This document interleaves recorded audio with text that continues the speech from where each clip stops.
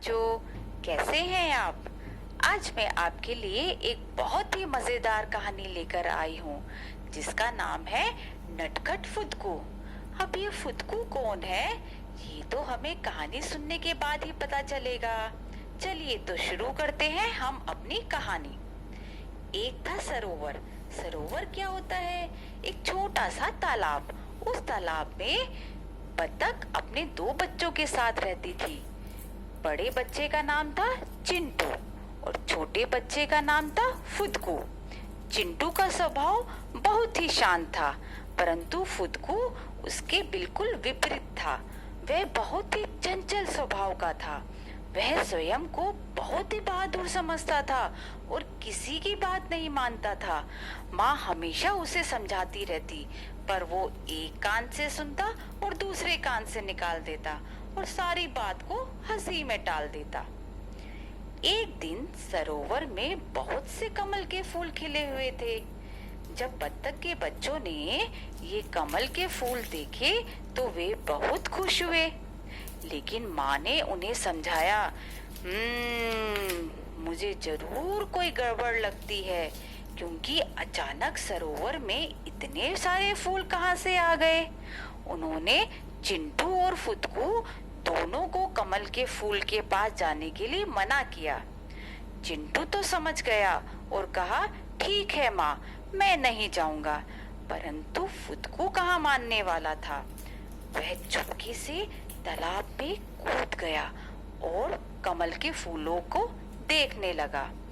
जैसे ही वह कमल के फूल देख रहा था तो पीछे से आकर किसी ने उसकी गर्दन पकड़ ली। जानते हो वो कौन था? वो था एक शिकारी जो बत्तख के बच्चों को पकड़ना चाहता था। तभी फुदकू जोर जोर से रोने लगा, बचाओ बचाओ चिंटू भैया, मुझे बचाओ। जब चिंटू ने फुदकू की आवाज सुनी तो वह घबरा गया और झट से माँ के पास जाकर सारी बात बता दी। माँ चिंटू के साथ कमल के फूलों के पास पहुंची और वहां पहुंचकर उन्होंने शिकारी को देखा तो वे तुरंत समझ गई, जरूर इस शिकारी ने ये नकली फूल हमें पकड़ने के लिए लगाए थे। अब हमें फुदकू को बचाना होगा। अब मैं कुछ उपाय सोचती हूँ। तो माँ ने चिंटू को कहा, हम दोनों तालाब में जाएंगे और शिकारी को चोंच मार मार कर तालाब से निकाल देंगे। तो दोनों ने यही किया। माँ ने चिंटू के साथ मिलकर तालाब में छलांग लगा दी और जोर जोर से चोंच मार मार कर शिकारी को घायल कर दिया।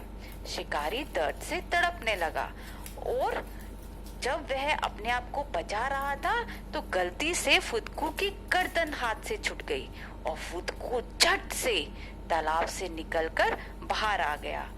तब शिकारी दर्द से कराहता हुआ बोला, आज तो तुमने मुझे घायल कर दिया, लेकिन याद रखना, दोबारा से आऊंगा और तुम सबको पकड़ के ले जाऊंगा। और वो तालाब छोड़कर जंगल की ओर चला गया।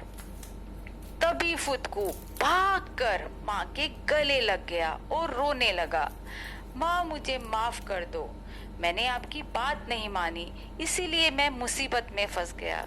लेकिन मैं आपसे वादा करता हूँ कि अगली बार और हमेशा मैं आपकी बात मानूंगा।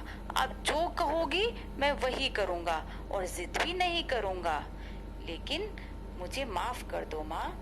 तब माँ ने समझाया, देखा, इस गलती से तुम्हें कुछ सीखने को मिला, अब आगे से सावधान रहना। तो बच्चों, ये थी हमारी कहानी। आपको भी कुछ सीखने को मिला इस कहानी से? बताओ बताओ। हाँ, सबसे पहली बात, अपने बड़ों का आदर करो। वह जो भी कुछ बोलते हैं हमारी भलाई के लिए बोलते हैं। उनकी बात हमेशा सुनो। अगर कभी भी आपको कोई मुसीबत है तो उन्हें बताओ, वह आपकी मुसीबत झट से सुलझा देंगे। इसलिए बच्चों, हमेशा बड़ों का आदर करना चाहिए। आपको आज की कहानी कैसी लगी? अच्छी लगी तो लाइक जरूर करिएगा और अपने कमेंट्स में लिखिएगा।